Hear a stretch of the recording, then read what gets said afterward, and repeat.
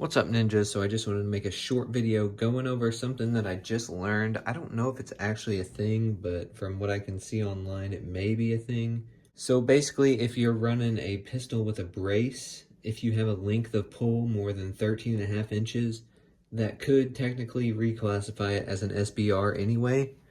So I'm doing this on a 16-inch rifle so I don't incriminate myself on camera. I'm just going to be showing you a cheap and effective way to basically make a length of pull limiter. So take off your brace. Obviously this is a rifle, so it doesn't really matter.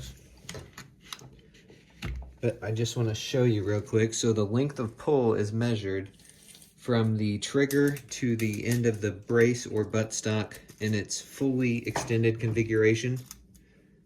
So right now we're looking at about a little over 13.5 inches, depending on where you measure from the trigger. And that's always a tricky thing, is because say you did get encountered by somebody that wants to measure your length of pull, where are they going to measure from? Are they going to measure from the tip of the trigger where it's the longest distance, or are they going to measure from the curved part? So always try to make sure that you, if you're doing this, try to make sure that you measure from the furthest distance out on the trigger, just because you don't want to run into any issues. So right now it's about 13.75 inches from the end of the brace. Also keep in mind one more thing before I show you. So the braces are actually angled down, so if someone were to theoretically measure this, they would probably go from the furthest point, which is this. So you always just want to be extra careful when you're doing this if your length of pull is more than 13.5 inches.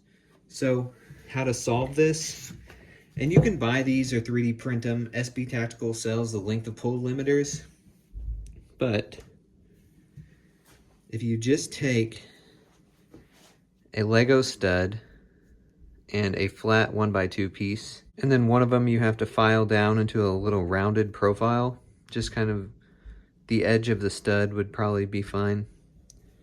So all this does is insert into the little slots on your buffer tube, and it fits nice and tight actually. So just do that and throw your brace back on, and now your length of pull will be limited.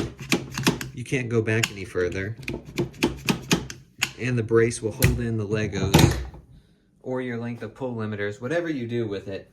It's they sell them, you can 3D print them. I just had some of my kids' Legos laying around, so I kind of stole some of those.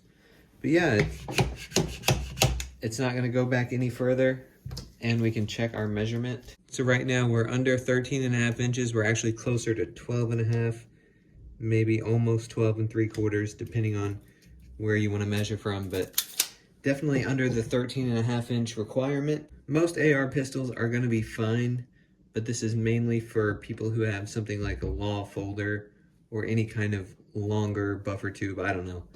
But just kind of wanted to make this video because I was made aware of it, and I didn't know. Actually, somebody commented on one of my shorts about it, and luckily in that video the brace was less than 13.5 inches. So just wanted to make a video showing you guys, if you are going to be using an AR pistol, you do kind of want to make sure you don't have that 13.5 inch length of pull.